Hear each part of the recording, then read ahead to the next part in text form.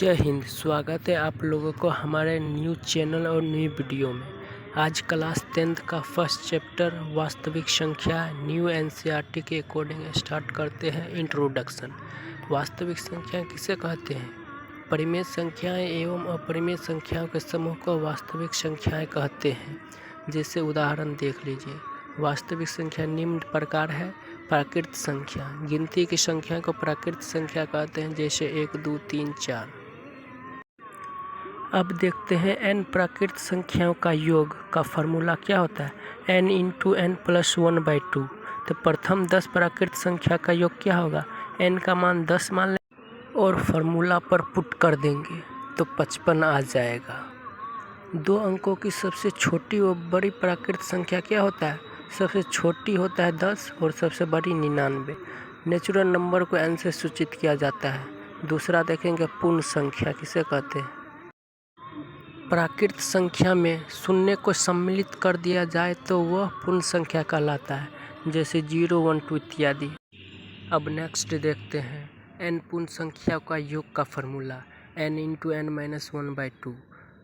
तो क्वेश्चन देखेंगे प्रथम 6 पूर्ण संख्या का योग क्या होगा, तो कैलकुलेट करेंगे तो 15 आ जाएगा। n का मान 6 मान लेंगे, फार्मूला के अकॉर्डिंग बैठाएंगे 15 और वैसे भी जोड़ कर निकालेंगे तब पर भी 15। अब देखते हैं क्या सभी प्राकृत संख्या पूर्ण संख्या है? यस। क्या सभी पूर्ण संख्या प्राकृत संख्या है? नहीं। होल नंबर को w से सूचित किया जाता है। तीसरा देखेंगे पूर्णांक संख्या किसे कहते हैं। पूर्ण संख्या में सभी नेगेटिव संख्या को जोड़ दिया जाए तो वह पूर्णांक संख्या कहलाता है। जैसे उदाहरण देखिए, माइनस प्लस 0 सभी होगा। सबसे छोटी पूर्णांक संख्या इनफाइनाइट और सबसे बड़ी पूर्णांक संख्या भी इनफाइनाइट होता है। इंटीजर नंबर को z या i सूचित किया जाता है। चौथा देखेंगे सम संख्या किसे कहते हैं। वैसी संख्या जो 2 से पूर्णतः विभाज्य हो, जिस संख्या के अंत में 0, 2, 4, 6, 8 हो, वह सम संख्या कहलाता है। जैसे एग्जाम्पल देखेंगे 2, 4, 6, 8 इत्यादि। अब आगे देखते हैं n सम संख्याओं का योग क्या होगा। n into n plus 1।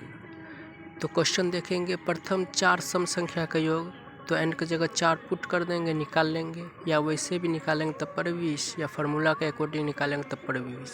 सबसे छोटी सम संख्या 2 होता है और सबसे बड़ी सम संख्या इनफाइनाइट होता है। सम संख्या का रूप क्या होता है? 2n।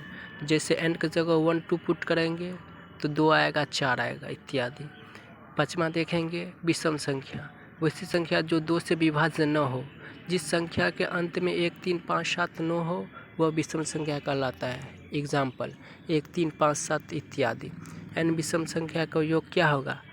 इसका फार्मूला n²। क्वेश्चन देखेंगे प्रथम 4 विषम संख्या का योग, तो n की जगह 4 पुट करेंगे तो निकालेंगे 4 चौके 16। वैसे भी अगर हम जोड़ेंगे तब पर भी 1 + 3 + 5 + 7 बराबर 16 आएगा। ठीक है, अब आगे देखते हैं। सबसे छोटी विषम संख्या 1, सबसे बड़ी विषम संख्या इनफाइनाइट। विषम संख्या का रूप होगा 2n + 1। जैसे n की जगह 1, 2, 3 इनफाइनाइट तक पुट कर सकते हैं।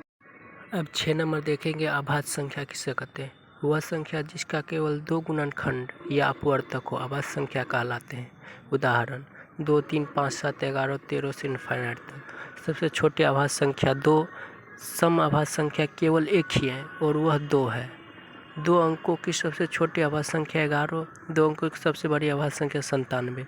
1 से 50 तक में कुल अभाज्य संख्या 15 है। 1 से 100 तक में कुल अभाज्य संख्या 25 है।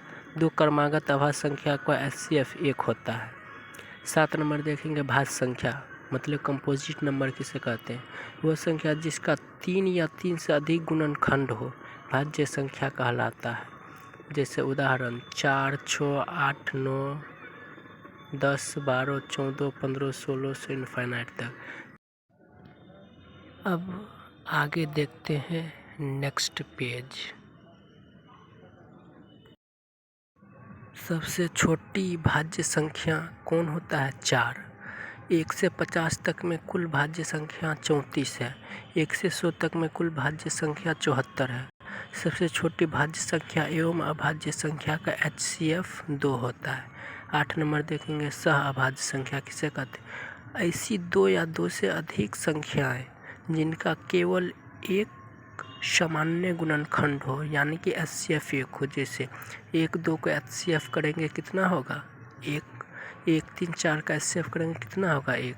अब 9 नंबर देखते हैं परिमेय संख्या। वैसी संख्या जिसे हम P/Q के रूप में लिख सके परिमेय संख्या कहलाता है।